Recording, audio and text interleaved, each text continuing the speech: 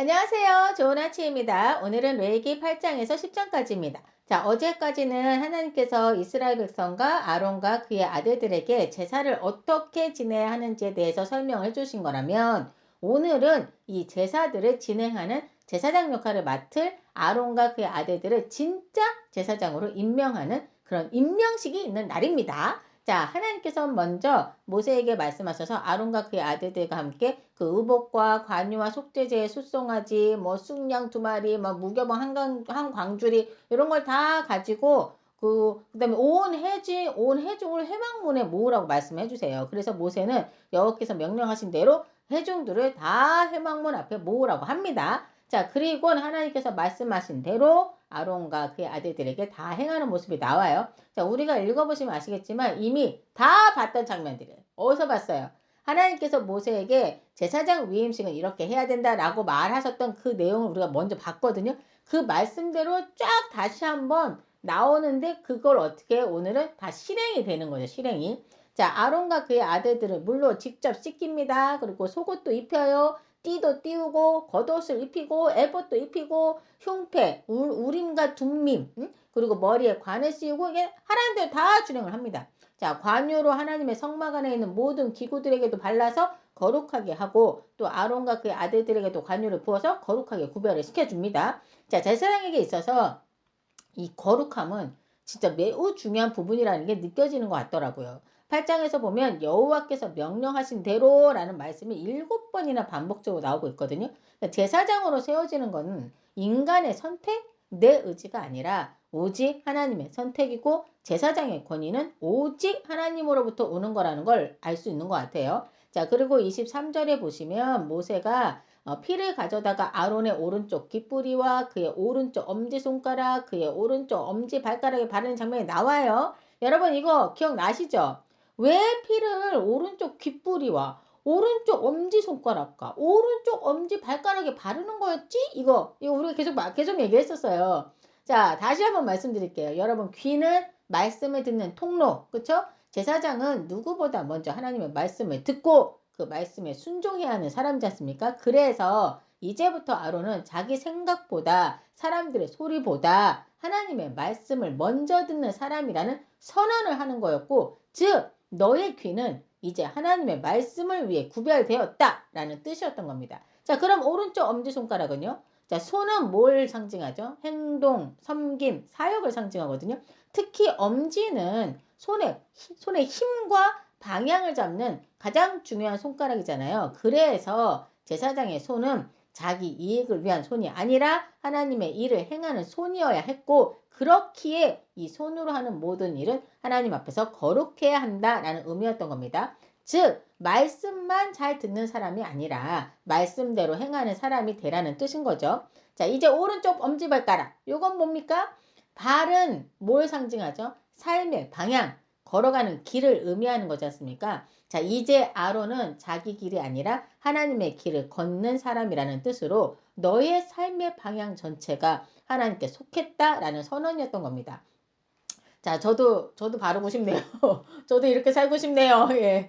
자, 아론에게 이와 같이 행하고 나서 모세는 아론의 아들들에게도 동일하게 진행을 합니다. 자, 그리고 이 일을 회중이 다 모이게 한 후에 이 위임식이 회중 앞에서 공개적으로 진행이 되거든요. 자, 이거는 제사장의 직분이 하나님께서 세우신 것임을 제사장 본인뿐 아니라 백성들 역시 분명히 인식하도록 하기 위함이었던 거예요. 자, 사람인지라 여러분, 예? 제사장의 연약함이 보일 수 있잖아요. 왜요? 없겠어요. 완벽해서 뭐 아론하고 그의 아들들이 완벽해서 제사장이 됐습니까? 아니잖아요. 자, 그렇기 때문에 그를 세우신 분이 사람이 아니라 바로 하나님이라는 사실을 기억하게 되면 어떻게 돼요? 함부로 판단하거나 경시하지 않게 될 거 아니에요. 그러니까 한마디로 이 위임식은 제사장의 권위를 세우기 위한 것이라기보다는 하나님께서 세우신 질서를 존중하도록 가르치는 장면이라고 볼 수 있는 것 같아요. 그렇죠?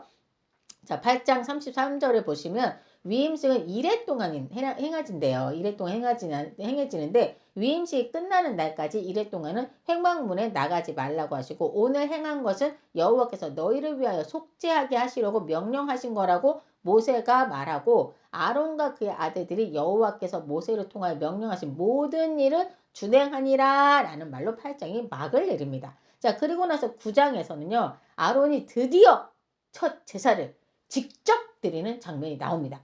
자, 일주일의 위임식을 마치고 이제 아론은 대제사장으로서 이제 완전히 인정을 받게 된 거지 않습니까? 자, 지금까지 아론은 모세를 의존해야 했어요. 그쵸? 근데 제사장의 위임식은 누가 주도했어요? 모세가 주도했습니다. 제사장의 위임식은 모세가 다 주도했어요. 근데 이제 제사는 누가 주도하냐? 아론이 주도하게 되는 거예요. 자, 레위기 9장은 아론이 대제사장으로서 처음으로 공식적으로 제사를 집례하는 그런 특별한 날이었던 거죠. 자, 아론도 진짜 엄청 긴장하지 않았을까 싶더라고요. 자, 8장에서 일주일간의 그 위임식을 마친 뒤 이제 하나님과 백성 앞에서 실제 사역을 시작하는 날이 이제 왔습니다. 자, 그래서 이날은 단순한 제사의 날이 아니라 제사장 직분이 실제로 작동하기 시작하는 첫날이라는 점이 중요한 거예요. 이날 드려진 제사는 세 가지가 있습니다. 바로 번제, 속제제, 화목제 이렇게 세 가지거든요. 순서를 보면 먼저 아론 자신과 제사장들을 위한 속제제가 먼저 일어나야겠죠. 속제제와 번제가 드려집니다. 그 다음에 백성들을 위한 속제제와 번제 그리고 마지막으로 화목제가 드려지는 거예요. 자, 근데요, 이 구조는 나중에 이제 나오는 16장의 대속제가 굉장히 비슷합니다. 굉장히 비슷한데 차이가 하나 있다면 레위기 9장에는 화목제가 포함되어 있다는 점이 좀 다른 거예요. 자, 이거는 단순한 죄를 덮는 날이 아니라 하나님과의 관계가 되었기 때문에 그 기쁨을 누리는 날. 다시 말해서 축제적 성격을 가진 날이라고 볼 수 있는 거죠. 오늘의 날은. 예. 자, 9장 4절에 모세가 오늘 여호와께서 너에게 나타나실 것임이라 이렇게 얘기를 해요. 자, 이 말은 이 모든 제사가 형식이 아니라 실제 하나님의 임재를 기대하고 또 드려지는 예배였다는 것을 보여주고 있는 겁니다. 그리고 아론이 하나님께서 명령하신 그대로 제사를 집례합니다. 자, 2장에서는 계속해서 여호와께서 명령하신 대로라는 말이 계속 나와요. 자, 이거는 8장의 위임신과 마찬가지로 제사의 중심이 사람이 아니라 하나님이라는 사실을 강조하고 있는 거죠. 자, 그리고 마침내 23절과 24절에서 이 장의 절정과도 같은 장면이 등장하는데요. 한번 읽어볼게요.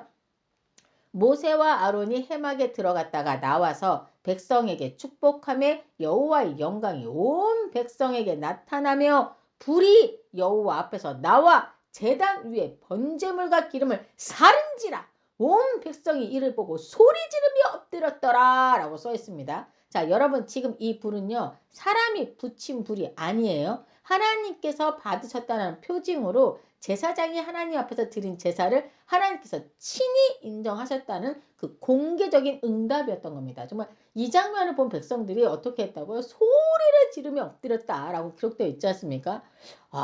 이 장면을 내가 이 현장에 있었더라면 나는 어땠을까? 라는 생각을 좀 해보게 됐거든요. 와, 정말 이 광경을 직접 보고 있다면 아마도 저도 막 소리를 지르면서 땅에 납작 엎드렸을 것 같더라고요. 뭐랄까 뭐 두려움도 있고 경외심도 있었을 것 같더라고요. 근데 지금 백성들도 그랬던 거예요. 하나님의 거룩한 임재 앞에서의 그 본능적인 반응이었던 거죠. 자, 오늘 본 9장은요. 하나님께서 정하신 방식대로 드려진 예배 위에 하나님의 실제로 임하시고 응답하신다는 걸 보여준 그런 장이지 않나 싶습니다. 그렇죠? 자, 제사장이 세워졌죠?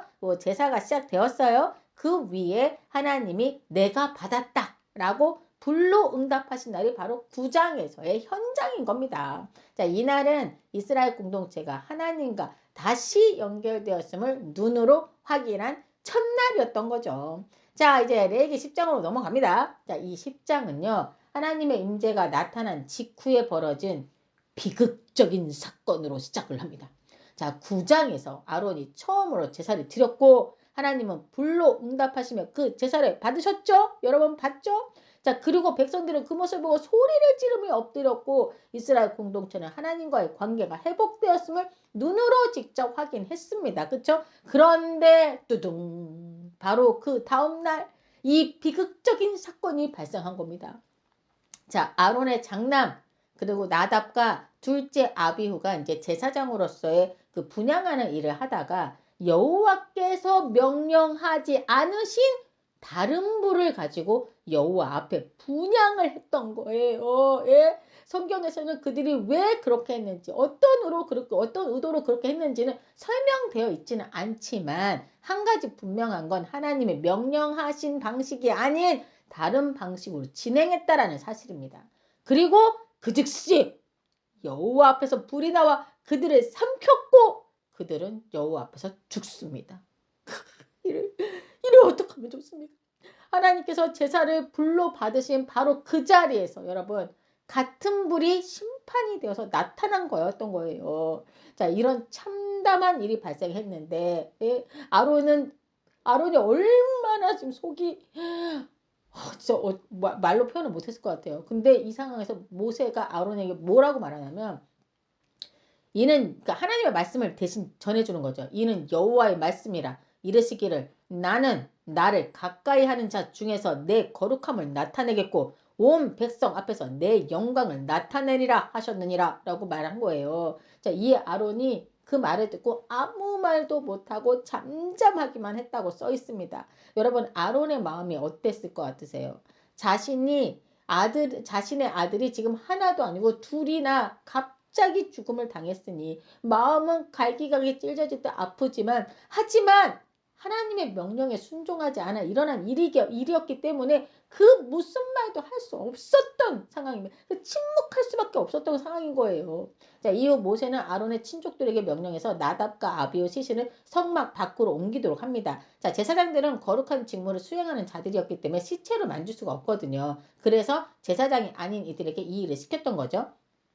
자, 이 아론의 가족들이 지금 얼마나 큰 충격과 슬픔과 정말 말로 표현할 수 없는 그런 상황이었을 겁니다. 아론의 그 나머지 두 아들, 그 아들들도 굉장히 두려움에 빠져 있지 않았을까. 그리고 슬픔과 두려움, 모든 게 다 같이 있었을 것 같아요. 그러니까 모세는 아론과 그의 두 아들들에게 말하기를 너희는 머리를 풀거나 옷을 찢으며 애통하지 말라라고 얘기를 합니다. 그러니까 한마디로 이거는 그러니까 슬픔이 허락되지 않았다는 그런 뜻으로 얘기한 것보다는 하나님의 일이 개인의 감정보다 앞서야 함을 보여주는 장면인 거예요. 이해되시죠?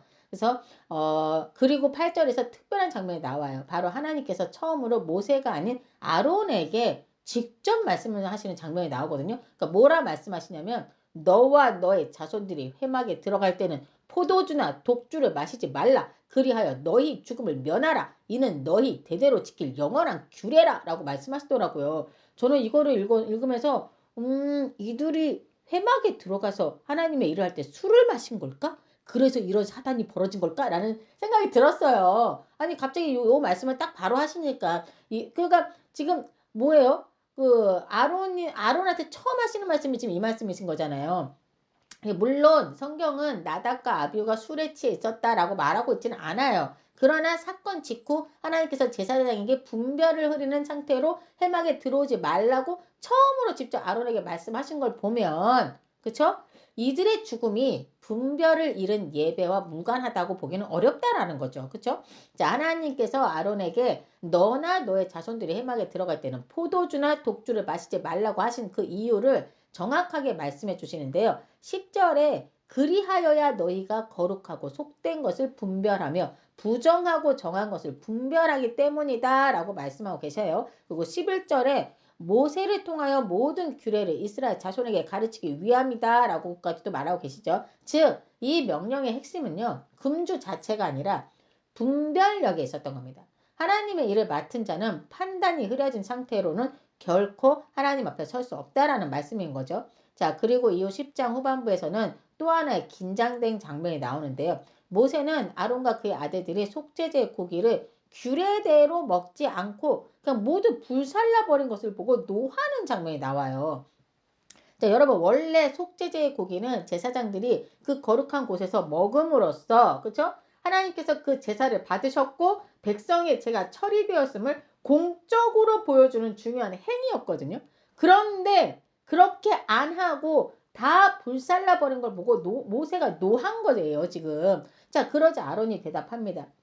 오늘 이런 일이 내게 임하였거늘 내가 속죄 제물을 먹었다면 여호와께서 과연 기뻐하셨겠나이까? 라고 아론이 말합니다. 자, 이 말이 무슨 말이냐? 지금 아론은 어떤 상태죠? 아버지로서 무너진 상태였고 제사장으로서의 두려움 정말 그렇지 않았겠습니까? 정말 얼마나 두렵습니까? 뭐 하나 잘못하면 죽는 거예요. 제사장으로서 두려운 상태였고 또 하나님 앞에서는 아무 말도 할 수 없는 상태였잖아요. 그렇죠? 자, 그 상태에서 내가 괜찮은 척하고 먹는 게 과연 하나님을 기쁘시게 하겠냐? 요 말인 거예요. 즉 아론은 자신의 슬픔과 자기 자신의 그 상태를 솔직하게 고백하고 있는 거였죠. 그래서 이 말을 들은 모세는 20절에 모세가 그 말을 듣고 좋게 여겼더라 라고 말하면서 10장이 막을 내리고 있는 겁니다. 진짜 오늘은 마음이 어렵네요, 여러분. 그쵸? 여러분 기억하십니까? 그 시내산에서 하나님께서 모세와 아론과 그의 자녀들 4명과 70명의 장로들을 시내산으로 불러서 함께 먹고 마시며 교제한 일이 있어요. 출애굽기에 써 있어요. 그때 하나님께서 말씀하셨거든요. 뭐라고 얘기해요? 출애굽기 24장 11절에 나와요. 하나님이 이스라엘 자손들의 종기한 자들에게 손에 대지 아니하셨고 그들은 어떻게 했죠? 하나님을 뵙고 마셨더라 라고 써 있습니다. 여러분. 자, 그러니까 지금 이처럼 나답과 아비오는 하나님으로부터 존귀한 자들이었던 거예요. 아담도 하나님께서 직접 만드신 최초의 사람이었죠. 자, 하지만 하나님께서 직접 말씀하신 그 말씀에 불순종하면 정확하게 심판하시는 분이시라는 거. 특히 더 사랑하는 자들에게 엄격하신 것 같다는 생각이 오늘은 들었습니다. 하나님께서 여러분들 많이 사랑하시죠? 자, 그렇다면 더 순종의 길로 가야 하지 않을까 싶습니다. 그쵸? 자, 이 시간 함께 기도하고 마치겠습니다. 하나님, 오늘 말씀을 통해서 저희가 하나님께 더 가까이 갈 수 있도록 더 경외하는 자들이 될 수 있도록 도와주시옵소서. 내 방식이 아니라 말씀하신 그 길로 순종하며 가게 하옵소서. 순종이 제사보다 낫다고 주님께서 말씀하셨습니다. 형식적인 것보다 마음을 다해 하나님의 말씀에 순종하는 저희가 되길 원하며 이 모든 말씀 우리 주 예수 그리스도 이름으로 기도드립니다. 아멘.